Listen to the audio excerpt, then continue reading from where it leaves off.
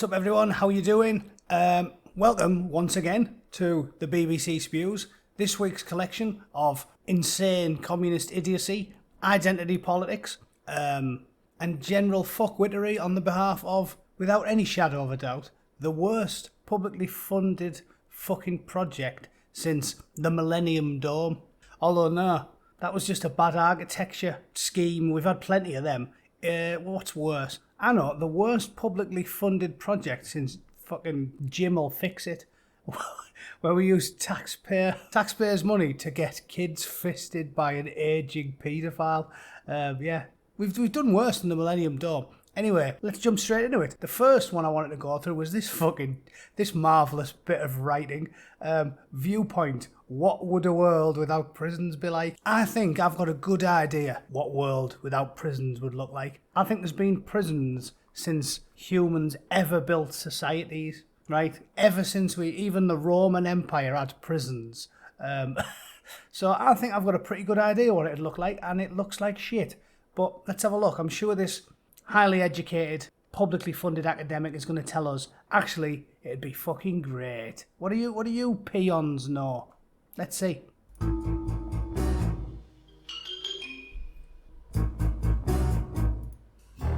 Can you imagine what a world without prisons would look like?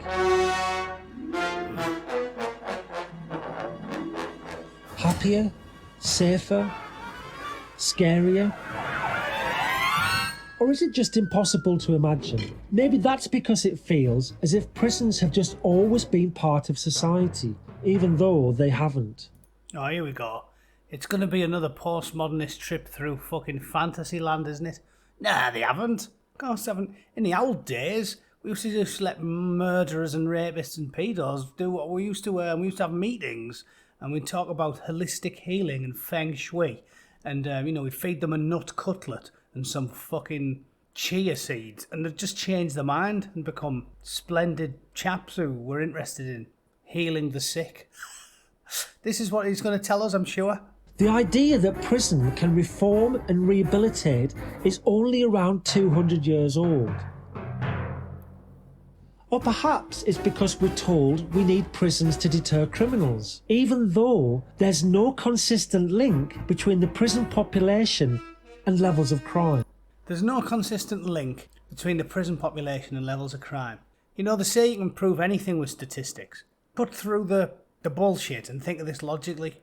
If there's people that consistently commit crimes, just like a kleptomaniac, right? The reason there's a term called kleptomania is because some scruffy thieving bastards can't help themselves. They are just naturally thieving bastards. It's just in them. They see something that's not nailed down, they fucking take it. If that person isn't in a prison, where is he, right? There's no other options. He's not on Mars, he's not on the fucking moon, and he hasn't been sent to a colony, because we don't do that anymore, right? We don't send them to fucking an island in the middle of nowhere. So if he's not in prison, he's out. And if he's pathologically inclined to steal, he's fucking stealing. Right? Change my mind. Someone give me a third option, please. And if he's pathologically inclined to rape, he's doing something worse than stealing, isn't he? He's fucking donkeying one into some poor bastard while she's walking home from the shops. Or is it because we think prisons keep us safe? For some offenders, their time in prison... I love the words they always use. Is it because we think? Like the academic, hey, you just think that. It's like casting doubt on it with the sentences they use. It's just because we think they keep us safe. Well, if Ian Huntley wasn't locked in a jail, where would he be? Where would he be? And where would kids be safe where Ian Huntley was, who has a severe mental problem and has a strange fucking fascination with killing children? So you tell me, where would he be? What would he be doing?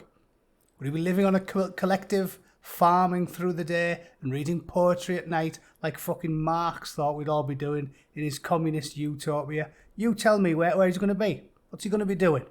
What's Peter Sutcliffe? What's he going to be doing? Is he going to take up painting Citadel miniatures and realise, fucking hell, tell you what, I'm so into this hobby, I'm going to put down the fucking hammer for the rest of my days? It's fucking crazy. It can be a period of reflection and growth, but others struggle and can become traumatised or more dangerous, and reoffending rates are high. But just because it's hard to imagine and we don't have all the answers yet, that mustn't stop us trying to consider a world without prisons. And because you're an ideologue, it's the same. Like I keep talking about Sherlock Holmes, right? I loved Sherlock Holmes when I was a lad. Read every book 3 fucking times. You're supposed to look at all the evidence and come to a solution. And what you must never do is decide what you want to happen and what you want to see. And then keep trying against all the odds and all the logic to make that fucking thing happen. If you can think of it, you must do it. That's what they think. And because they've got the preconceived notion that we want to get rid of all the prisons because it's fucking in lockstep with insane Marxist ideology, they're desperate to make it work. It's arse backwards. You see reality, you deal with your problem. You don't fixate upon something you've decided you want to do and then make it fucking happen anyway. Ram it home regardless of the facts. So, we must stop.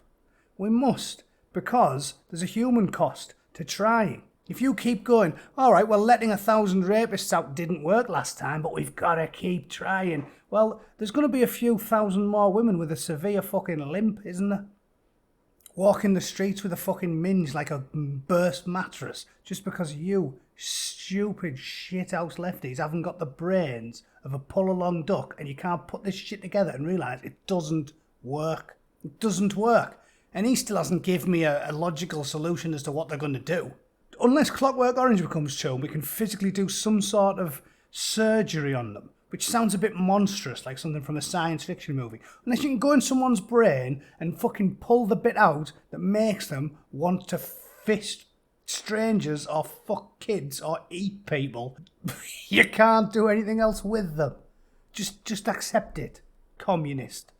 And asking ourselves if there is a better approach. No. A world without prisons would mean upending our current system and putting the needs of those who are harmed first. Right now, prisons are too often used as a kind of last resort for dealing with the inequalities and problems that our health, Last resort for dealing with inequality. Are you shitting me? And they love to put that first. It's helping the victims first. It's helping the victims first. It's not helping the victims first. If you let the pedos and the rapists and the killers out, you're not helping the victims first, are you? You're helping your ideology first, and you're helping the criminal second. The victim, they're fucking way down the list. You silly bastards. welfare, education and employment systems aren't solving, which is one reason why people from some ethnic minorities, from poorer communities... You knew it'd go back to ethnic fucking minorities, didn't you? You knew for a fact everything's racist, everything's sexist. Fucking... They won't mention sex because we know for a fact that men make up 9 out of 10 prisoners, so they'll just gloss over that entirely. It's like when I seen the advert for it said, did you know 1 in every 3 homeless people is female? And I was like, oh yeah, that's a terrible statistic. On the BBC, it's like, did you know 1 in 3 are homeless? All these pure homeless, they're women. And it was like, that's a very fucking strange way of saying most homeless people are blokes, isn't it? 2 out of 3 are men. Everything's ass backwards for them. Because like I said, they've already got the solution in their head. They just desperately have to try and make the pieces fit so it doesn't look like a total clusterfuck. And then go, ta-da, the solution. They've already got the solution. They're just cramming square pegs through round holes here. Those with a history of mental health problems or people who have grown up in care are all more likely to end up in prison. Crime won't be reduced by continuing to lock all these people up. What will help is tackling this... Won't be reduced by continuing to lock them up. Up is down. It won't. If you've got 1,000 people, serial rapists who just love raping and can't stop raping, locking them up it won't stop them. It won't stop them being more rapes. Of course it won't. In fucking fantasy land. No, definitely won't. None of them would reoffend if we let them all out. Checkmate, bigot. Societal problems that have led them to commit harm in the first place. They're fucking mental. You said it yourself. Mental illness. Loads of people are fucking mental. And when you're mental, you do mad shit like eat people. I'm not right wing on crime. I'll fucking hold my hands up and say, listen, some of these poor bastards are mental. You have to be mental if you want to eat a 5-year-old. By definition, they're mental. I don't think they're swinging the lead and they're pretending to try and get a nice easy ride in a fucking 10-foot cell with rubber wallpaper. I don't think they're faking it. I think they're mental. But what else did he do? What else can we do with them? If you like eating kids, it's bullet in the head, all in the ground, or fucking jail cell. Pick one. Don't tell me there's another option, because I don't want to hear about this other option when there's some cunt digesting an infant. Thanks very much. You fucking balmy bastards. So, in a world without prisons, funding priorities would need to shift. Using some of the current prisons budget might help, but this would just be a small contribution. In fact, far bigger and systemic change is needed. Systemic change. They all use the same buzzwords as well, don't they? The same shit dictionary is always used by all of these people. It's why you can spot them a mile off. Like, I'm not even an academic. I haven't got a fucking PhD in some fancy fucking, from some Ivy League university, but I can spot them within 30 seconds that they've been educated at some shitty indoctrination camp stroke Ivy League university or Oxbridge University. You can spot them within 30 seconds because they use the same shit dictionary. Systemic change. Acknowledging our existence. Equity. Fuck off. Needed. Because while we focus on blaming, prosecuting and punishing the harms and crimes of the poor, all too often we ignore the wider economic, structural and psychological harms committed by the powerful. A world without prisons would be... Have you noticed as well, they purposely avoid all of the crimes that people are really worried about. I'm not saying that loads of crime doesn't happen as a result of poverty. It definitely does. 100% behind it, and I'm behind reform. Like, most scruffy bastards who are just out shoplifting, they're doing it because they're poor. Middle class people don't go pinching fucking noodle doodles from the pound shop. They don't. But the general public's not as harmed by that stuff. It sorts itself out. We have our legal system sort of works and deals with it. Like, you don't get punished as harshly for it. There's always mitigating circumstances. There's a plan for dealing with the aftermath. They have reform and parole officers, and they send them on courses, and we sort of try to deal with it that way.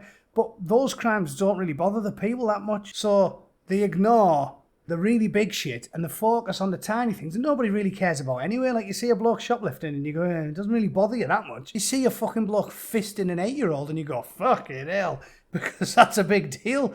And these guys just want to pretend like what, every crime out there is just a guy pinching bread. Like AOC, when she actually opened a fucking thick mouth and went on TV and said, oh, there's people out pinching bread. They aren't pinching bread. They're pinching flat screen TVs, you silly fucking mare. These people are fucking crazy.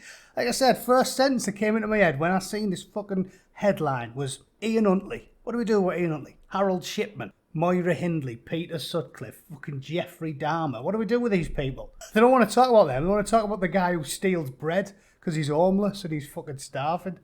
And guess what? Most of society don't really worry too much about a bit of stolen bread. We can handle that. Fuck me. Fairer. But could it also be safer? No. Definitely not. Yes, a small number of people do need to be kept out of society for the safety of us all. But although the idea of evil looms large in our culture, our prisons contain fewer dangerous people than we imagine. Nevertheless, any attempt to reduce danger and harm in society would need a new culture of safety and respect. A new culture of safety. Yeah, so let's just create a fictional, non-existent utopia that has never existed and never will. And by the way, did you notice the statistic there? 66% aren't violent. 66%, that's not a fucking small number then, is it? That means fucking almost 40% of the hundreds of thousands of mad cunts in jail in England and Wales are fucking violent. Nearly 40% of them are scary bastards. And this dopey bastard wants us to just let them all out because we need a new culture, new enriched vibrance, equality and equity and fairness. Fucking mad bastard. I don't think it's very fair if a violent smackhead burgles my grandmother's house and fucking polishes his boots on her face because he loves drugs and we keep letting him out of prison. You fucking mad bastard. Ensuring those who may be harmed are properly protected and preventing violence in the first place rather than allowing it to breed in prisons and return into communities. Properly funded interventions to safeguard vulnerable children from harm and refuges for victims of sexual or domestic violence would be essential. And how would victims feel? So things that exist already, yeah? Done. We've got all that already. So nothing new. Nothing. No new ideas. Nothing. All that shit already exists, right? Don't take existing rape victims and go, tough shit. You're gonna have to share a cell with the guy because you know you used to live together. So fuck it. He only raped you and punched the shite out of you, broke your jaw, threw you down the stairs. Just share a cell with him, right? Easy. No, doesn't happen. So no new ideas. Let's crack on. See if he comes up with anything. Anything at all. Anything at all. In this world without prisons, wouldn't they want, well, justice to be done? In fact, most victims don't cite revenge or punishment as their priority. They don't say that in the studies because everyone wants to be manly enough to rise above such petty, vindictive things. So you might say, no, it's not about revenge, but you want to see the cunt off the streets, don't you? Regardless of what shit studies they're going to point at. What they care about most is protecting themselves and others from harm in the future. No shit. Restorative justice, or a truth and reconciliation process, is a very effective way of doing this, allowing victims to talk through grievances, accept what has happened to them, and rebuild their lives. The impact of any harm is formally recognised by the one who caused it, but also by society. This encourages communities to take responsibility. I love how they all started holding hands there. It's like you sat next to the bloke who ate your kids and you're like, hey, well, as long as we did restorative justice, I feel fucking great now. Do you want to move in? Cause I'll put you up, man. You fucking sound. Once I understood that it was the heteropatriarchy that caused all of this mere cannibalism, fuck it. Let's be best mate. You can be best man at my wedding. For helping both victim and offender. Because when you can't simply lock someone up, everyone has a vested interest in finding ways to live more peaceably together. In a world without prisons, justice isn't about punishment. It isn't about repeating cycles of violence and harm. It's a world where justice is about righting systemic wrongs, about supporting people to meet their employment, education and health needs. It's a world focused on social justice. Well, at least they were open about it and got the word in the end. It's a world focused on social justice. So, yeah, that explains why it's mental, right? From start to finish. Fucking mental. Because it's social justice. Rather than vengeance. So a different approach isn't impossible. But maybe many of us are still imprisoned by old ideas. Imagining a world without prisons will require all of us to think outside the box.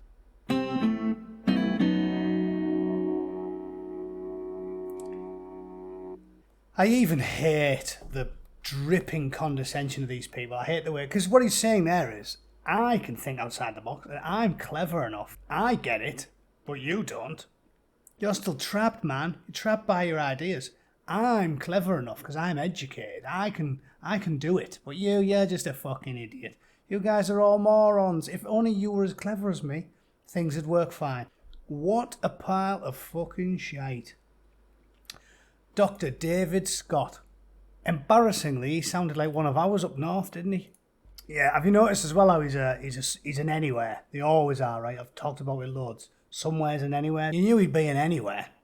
Dr. David Scott he lives in Toronto, Canada. He's also been a visiting scholar all around the world, in Italy, in USA, New Zealand, and he's been in Auckland and Florida and Rome and Paris, darling. Yes, fuck off, Dave. You clueless cunt. He would have our communities, working class communities, swimming in the detritus of society, while he lives in a gated community in £1 million house with a fucking guard with a sniper rifle on the walls. Like, these people are fucking mental. I'm gonna have to find him on Twitter and leave him some shit. That's on my to-do list. So moving on, that was absolute bollocks. The British medical school, the medical school trying to become anti-racist. All right, let's see where this goes. Racist medicine. Racist facts and biology. A British medical school is leading the drive to eliminate what it calls inherent racism in the way doctors are trained. The University of Bristol Medical School said urgent action is needed to examine why teaching predominantly focuses on how illness affects white people. Well, I'll stop you there, love. I know, me. I can answer that. Because the UK is historically a white country, and it was 99.99% white in 1950. So therefore, all the old medical journals and all the old schools are focused about helping the people that fucking live there. Do you think in Nairobi they're going, right lads, this is what we have to do. We have to focus 100% on healing Eskimos. Why is this a story? Students said gaps in training left them ill-prepared to treat ethnic minority patients. Fucking hell. A draft report said racism could play a part in the increased risk of death from coronavirus. No, it's because of poor life choices. Everybody knows that, you fucking communists. A number of diseases manifest differently based on skin tone, but too little attention is given to this training because you're just working off who the majority of your patients are going to be, aren't you? Historically, medical education was designed and written by white middle-class men. Oh, the bastards. When patients are short of breath, for example, students are often taught to look out for a constellation of signs, including a blue tinge to the lips or the fingertips. So so we don't teach them that anymore, even though it's going to be 85% of the country is white now, right? We don't teach that anymore. Just get rid of it. Get rid of it and teach only what the constellation of signs look like in Africans, and then fuck the 85% of the country off that do get cyanosis and have a blue tinge to the lips and skin. Fuck them all, just so we can worry on the very slim chance that the fucking paramedic's going to come across a full-blown African bloke when he's in fucking the Outer Hebrides. Like, the fucking mental. Medical care for the least likely people you're going to come across. If I'm a paramedic in northern Scotland, I don't think I need to learn as much about treating the African community as I do about treating the old Scottish people that I'm more likely to come across. But what the fuck do I know? We agreed there were other ways of making the diagnosis, but said teachers needed to question why training almost always focuses on signs as they appear in white-skinned people. Yeah, well, because of history. If you want to fucking focus on dark people, go to medical school in Kenya. I'm sure you'll be swimming in fucking explanations for everything. Decolonizing the curriculum. Fuck me. So they want new textbooks explaining all the clinical signs in people they're never going to fucking see. Exploring the fact that new drugs trials predominantly involve white male participants and looking how it may lead to inaccurate or harmful prescribing. It's going to be rare as well, isn't it? Because we all came from the same place, right? I'm a man of science and evolution. We're all roughly the same. I'm sure in 99% of drug trials, for example, it's not really going to make that much difference if the person's not a white man and instead it's an Asian man. I mean, fucking hell, it's not like... Who sounds racist here? Me, who thinks we're all basically the same, or these mad fuckers who talk as if you're talking about treating the fucking Martians? Teaching on the history of medicine, including the exploitation. Oh God, why do you need that in medical school? Teach them about historic exploitation. People of colour in scientific research, like, you go in there, they're like, right, you need to learn how to be a brain surgeon, right? What are we going to do? We're going to fuck around with some brains today? No, I'm going to tell you that in 1950, in America, thousands of miles away, some horrible bastard purposely gave a black man syphilis just to test drugs on him. What a cunt. Can we get down to the brain surgeon now? No, fuck you. Let's do some more. It's irrelevant.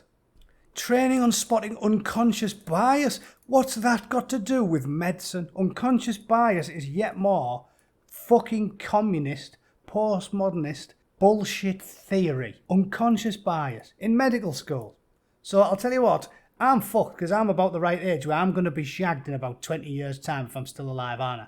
And who's going to be treating me? A fucking black disabled Muslim lesbian that has went a crazy walk postmodernist medical school. So she'll know fuck all about treating me. She'll know how to treat black people.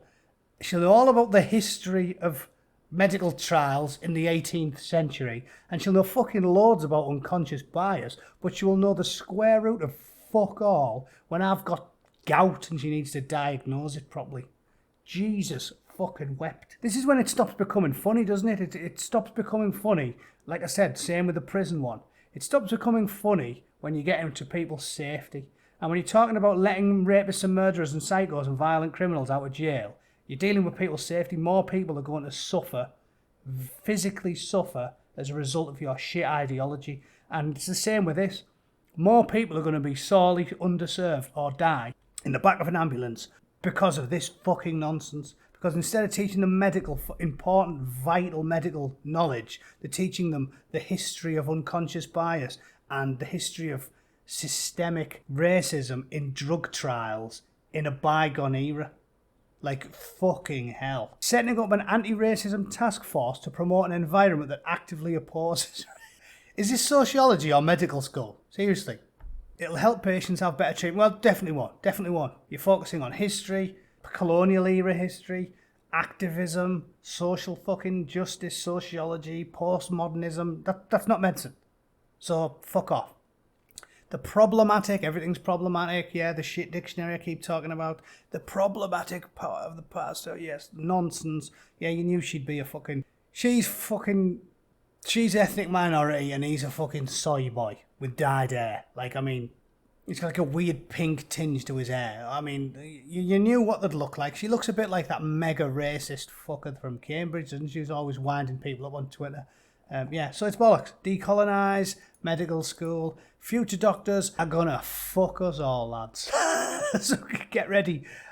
Take care of yourself, stay fit, and hope you pray you don't end up in hospital or a doctor's office in about 10, 15 years' time, because you're gonna be fucked. They'll know nothing about medicine, but everything about the fucking syphilis trials in America in the fucking 1900s. Absolutely fucking mental. Study only to look after the people you're hardly ever going to see. Great idea. Fucking hell, I went on a while here, haven't I? I was just so astounded by that Open University one. I'll do two more. Patriot Act, right? This is again talking about a link to what I was talking about with the medicines shit. It's coming to the conclusion and then cramming everything in there to try and make it work instead of just looking at reality. This fucking show is shit, and that cunt is about as funny as finding a lump on your bollocks. It's not funny. He's not funny. It says, his topical comedy show, Patriot Act, has been cancelled, so fans have voiced their disappointment. Hassan Minhaj confirmed the series would not return, and it's come to an end. It was the first weekly talk show fronted by an Indian American. Oh, okay, so we'll watch it then. We'll watch it then. Doesn't have to be funny. I want to watch some comedy. Ah, yeah, but I like the race of the person that's fronting it. Oh, okay, we'll just watch it then. See what I'm talking about? It's crazy. This is why there's no fucking quality control anymore. Because these people don't care if it's funny. They care if they like the ideology or the race of the person fronting it. Who's the racist? I like Kevin Hart. I think he's funny. I like Chris Rock. I think he's funny. I don't think about the race. I just think about if they're funny. These barmy bastards, they don't care if you're funny. They care if you're a minority. No wonder everything's fucking shit. A petition urging Netflix to reverse its decision has gained a paltry 7,000 signatures. Out of what, 500 million subscribers? And the BBC feels the need to write about this fucking shit. There's probably more people signed the petition to let Ian Huntley out of prison. You know, like creepy, insane women that have a hard-on for serial killers. 7,000. I bet you I can find some mad petitions with more than 7,000 fucking signees. Christ almighty. When Time magazine named him as one of the best comedians, they said he's whip-smart. They praised his whip-smart commentary, charisma and sincerity. The Muslim presenter used. The Muslim presenter, right? Not relevant. You don't say the Christian presenter or the Buddhist presenter. But he was a Muslim presenter, yeah, but he's got to be good. He's got to be good. He's not funny, but he's a Muslim. Oh, fucking best comedian. Give him the best comedian award. We've needed Hassan's voice since Donald Trump. Fucking can't go 2 minutes without hearing about fucking Donald Trump and Muslims. 40 episodes. Yeah, well, he never should have got one. He got one because of what he looks like. He's got an advantage over me, hasn't he? Why was the show cancelled? Because it was fucking dog shit. It breaks my heart because I love his politics. Well, he's not funny though. What about that? Big congratulations for failing miserably. Yeah, cheers, because you like his politics. Yeah, okay, bollocks. Absolute. The writing's awful, isn't it? Just the idea, oh, he's a Muslim, oh, he's an Indian. Like, fuck me. Just racism, right? Outright racism. They're obsessed with what you happen to look like. And I don't get it. I don't fucking get it. I don't get how these people have the nerve to call people like me prejudiced when I don't give zero fucks about your sexuality, your skin colour, your race, your gender, anything. All I want from a comedian is comedy. And these barmy bastards don't give a flying fuck about comedians' material. They only care about what you look like or what you are. It's like, it is the very definition of prejudice. Where was I? I forget. I'll just crack on. I've got one left to do. That's a pile of fucking shite, as we know. Last one is women and words, why language matters. Yeah, that's why you've been trying to rewrite the dictionary for the last 4 years and tell us all that words are violence and insane shit like that. Yeah, silence is violent. That's why language matters. That's why they're obsessed with rewriting the fucking Oxford English Dictionary. Anyway, quick one. Boss eater battle axe, spinster the slut. Many of the words used to describe women are laden with negativity, judgment and criticism. In Word of Mouth, Nikki Beattie and Professor Deborah Cameron explore how sexism is reflected in the English language. Of course, it's reflected in everything. If it's reflected in fucking soap or curtain fabrics, it's definitely reflected in fucking the language, isn't it? So the dictionary needs a rewrite, right? Again, that's why I pick these stories, because they just tell you what they want to do. They tell you. I've been saying for years they want to rewrite the dictionary, and they just tell us, yeah, we do. We fucking do. It said in March 2020 they had an open letter calling on the Oxford English Dictionary, get rid of all of the alternatives for woman. This could include bitch, bird, wench, petticoat, bint, mare, biddy and filly. Archaic words, what's the problem? Under phrases, for example, of woman, it says, I told you to be home when I get home, little woman. Yeah, archaic. It said synonyms and examples such as these, offered without context, reinforce negative stereotypes. How many times have you read the word reinforce negative stereotypes on the BBC in the last fucking 12 months? It said it's dangerous, yeah, everything's dangerous, language is dangerous, words are dangerous, silence is dangerous, everything's violence. We know all of this. Shapes perceptions and influences the way women are treated. Does it fuck? I've read plenty of dictionaries. I'm well aware of the words biddy and filly. It doesn't make me want to go and run over an old lady. Sorry. Can a dictionary really be sexist? Bootneck's law comes in here. No. Question on the BBC. Can a dictionary? No. Don't need to read it. You just see the question mark. You know the answer. Once again, the law works. Follow the law, boys and girls. Synonyms like besom, filly and petticoat are out of date and offensive. Well, fortunately the dictionary isn't based around what communists find offensive. Ladies and gents, we can still use words that are offensive because it's the dictionary. It's important. Words that we don't use anymore are still in there for historical reasons. Scholars may one day study them with fascination. Shut the fuck up and leave them where they are. Yeah? Just because it's in there doesn't mean you have to call people it. I'm sure the N-word is in the dictionary. Doesn't mean we all go around fucking throwing it at people willy-nilly. Does it? Why men get more space on the page? Because historically men were in charge. I'll concede that fact. And we did more shit. Case closed.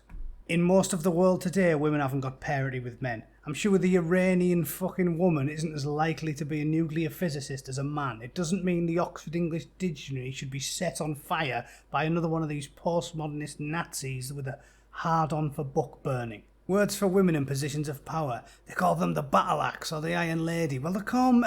There's gendered words for men. Wanker. There's a quick one. Wanker. Rake. Rastabout. Ruffian. Fucking hell, I did 3 there without even getting out of the R's. There's loads of words that are gendered for both sexes. Because we have a vibrant, beautiful language with millions of words in it, and there's thousands of fucking words for everything you can think of. Because English is good like that. Doesn't mean everybody's out to fucking get you. What insults can tell us about sexism? They can tell me that you're a fucking maniac if you read any of this shit and think it matters.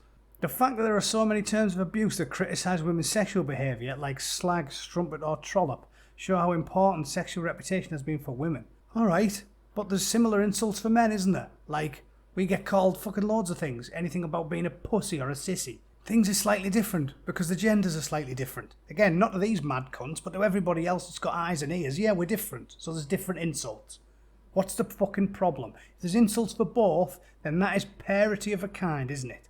Oh, there we are, look. By contrast, insults aimed at men are often designed to undermine their masculinity. Sissy, cook, big girls, blouse, girly swat. This reflects women's historically low... Oh, so even that's all about them, is it? What a fucking pile of shit. Yeah, it's all about them. Even if you're taking the piss out of men, ripping the piss out of them, calling them fucking cooks and losers and fucking anything you want, that's attacking women, that. Why the words we use matter? Yeah, well, we know why. That's why you're trying to fuck with the dictionary. Anyway, that went over time because I was so fascinated by some of this shit this week. The prisons one was fantastic. The medical school was the very definition of insanity, and by comparison to that, unfunny comedians being given TV shows, and fuckers wanting to rewrite the dictionary almost pales into insignificance. But the fucking world's gone crazy.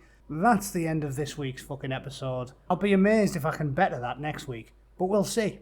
Every time I think we've got to the very bottom of the well, we place some high explosives and we go down fucking deeper. So let's fucking see what drivel our taxpayer-funded, brainwashed overlords come up with next week. Thanks for tuning in. See you guys soon. Take it easy.